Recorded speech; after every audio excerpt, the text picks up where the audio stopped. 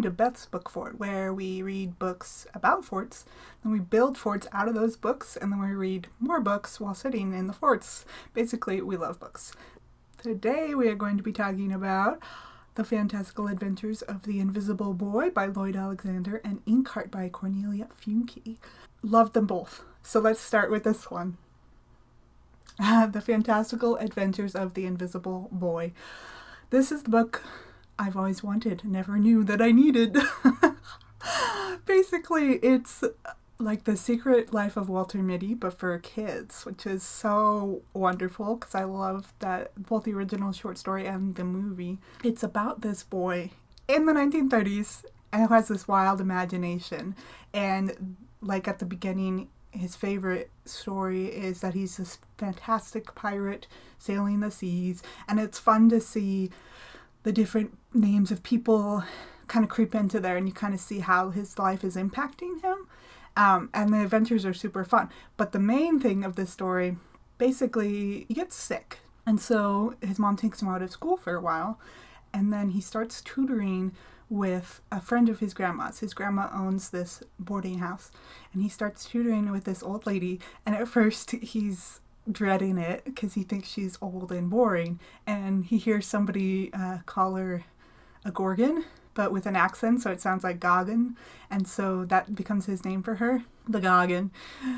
But he finds out that she's this super interesting little old lady, actually, and she embraces the name Goggin, which is really funny, and she thinks it's hilarious, so she likes to call it herself. And basically, she starts filtering into his stories and becomes the hero, and I absolutely love it because, first of all, it's fun to see the imagination real life crossover, especially if you were a kid with a big imagination. But also, if you've ever wanted to see a granny be the hero and take on, they go through, different eras of history as he's learning history, and she faces down Napoleon and all these really fun historical adventures. It feels like one of those shows where they go back and visit history, and even though it's all in his imagination, it's so fun to see kind of what he thinks of her, and just, like I said, to see her be the hero. He recognizes her, even though now she's old and doesn't actually leave the boarding house much. It's like he sees her for who she really is, which is this adventurous woman who can take on anything. And it's fun to see that from his perspective. And then some, rough stuff happens in real life. The depression hits, and his family has to move, and he faces a loss. And it didn't go into that as deeply as I wanted it to, but definitely it shows how his time with her helps him to move forward in life. And he kind of starts to grow up, and that's where the book kind of ends, is when he takes some first steps in growing up and moving past his grief and learning how to cope with it. And I think I would have liked to see a little bit more of that, but it was still good and fantastic. The historical era made it fun too, kind of takes you back in time a little bit to vintage. So if you're looking for a whimsical read with life lessons and fun imaginal adventures and a granny who's one of the main heroes, you should pick this up because it was a whole lot of fun. Next, we have Inkheart by Cornelia Funke. I have a lot of thoughts on this book. I loved it, actually. I saw the movie when it came out, and I had never heard anything about the book, and I thought it was a lot of fun. Really enjoyed it. Finally, read the book this year. I wouldn't say it was slow-paced. It just seemed like a longer story than it needed to be at some points.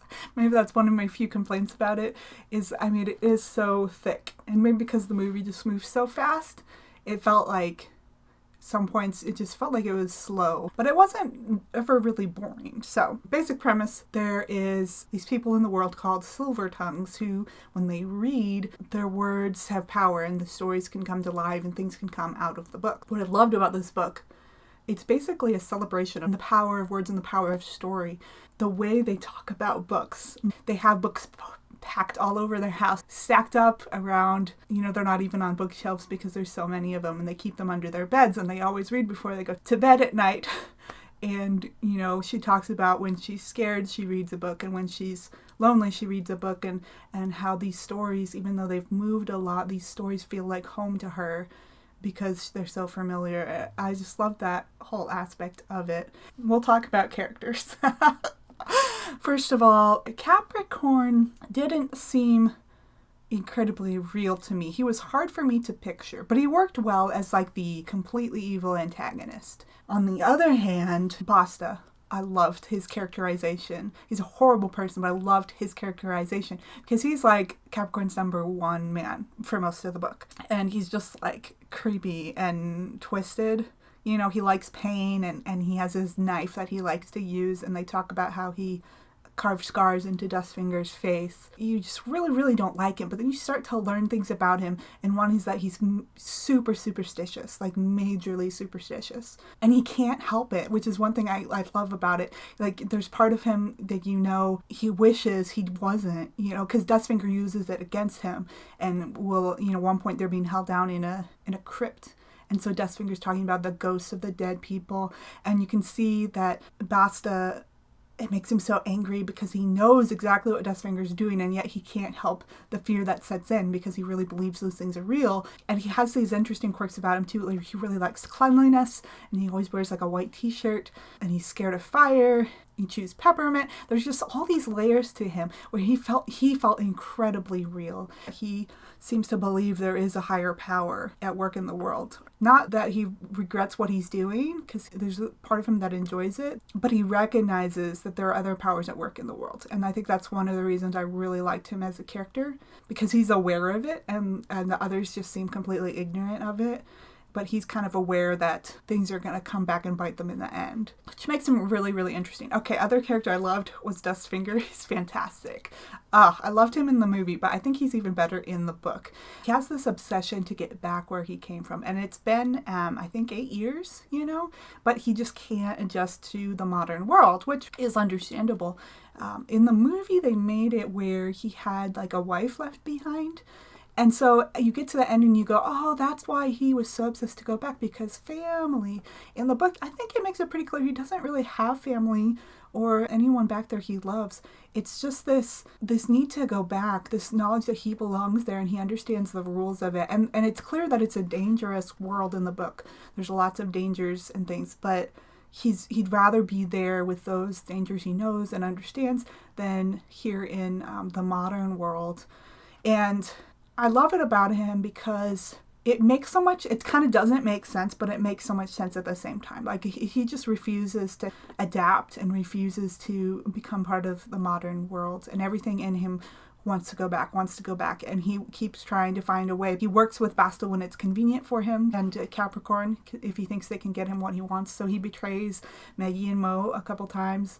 But there's part of him that really regrets it and has a conscience. And then there's this other layer that they left out of the movie that I think is very true to his character, so I appreciated it in the book. He's friends with Risa, who turns out to be Mo's wife, and she's a servant of Capricorn. She can't talk. She tells him stories, and it brings him comfort, and he likes his relationship with her, and he kind of wants it for himself and doesn't want her to find her family again. It's this very selfish love that he wants her for himself. He doesn't want her to find her family again. It becomes something that defines him. Like I said, that he kind of wants what he can't have. And it makes him for a fascinating character. I really enjoyed him. And in the book, he doesn't go back into his story at the end. I mean, maybe he does later in this series, but the movie wrapped it all up tidily. But I think it kind of works in the book as well, that he doesn't go back into the book at the end of it. Those were my two favorite characters. Maggie, of course, is great, and Mo as the father, he plays that role perfectly. All the other characters were fine. I think, you know, they play their roles well, and there's some interesting layers to it. One thing I found interesting was how she portrays the author, because they meet up with the author of Inkheart, and they bring him in to try to help. And my interpretation is that he's almost like careless. There's this kind of delight at first, like, oh, these evil characters I wrote are alive. It's kind of a negative portrayal of him, I thought. And it takes a while for him to take things seriously. And he does end up helping, you know, to turn things right in the end and writing a different ending that saves them all. But it makes you think, I think, especially as an author, it makes you think about the words you write. And it's not that you have to expect everything that you write about to come to life, but there is a very real consequence. Like, what are you writing, and who wins in the end? The impact, again, I think that even stories have, even who you kill off in your story, the impact that character deaths have. They talk about that with Dustfinger. But one thing I loved was at the end, even though this whole experience was like super traumatizing for Maggie, and she has to read the shadow out and they defeat the shadow. It's a really negative experience, like if you went through this. But at the very end, she kind of sets down pen to paper and she's determined, like, I want to be a writer. I think it's true to life that sometimes even stories that feel traumatizing almost and you feel like this is wrong, those can be the most powerful in motivating you to write good stories. And I love how it doesn't sway her. She still wants to write. Like there's just this driving passion in her to put good into the world, I think, which I really enjoyed about the ending. Those are my thoughts on Inkheart. I really loved it. It was a great adventure. I recommend it if it sounds interesting to any of you. Have you read The Fantastical Adventures of the Invisible Boy or Inkheart? If you have, love to hear your thoughts below on anything I talked about or anything I left out. Otherwise, if you haven't read them, you should check them out. Or stick around also for my next review video, which will be coming before too long. Go read books.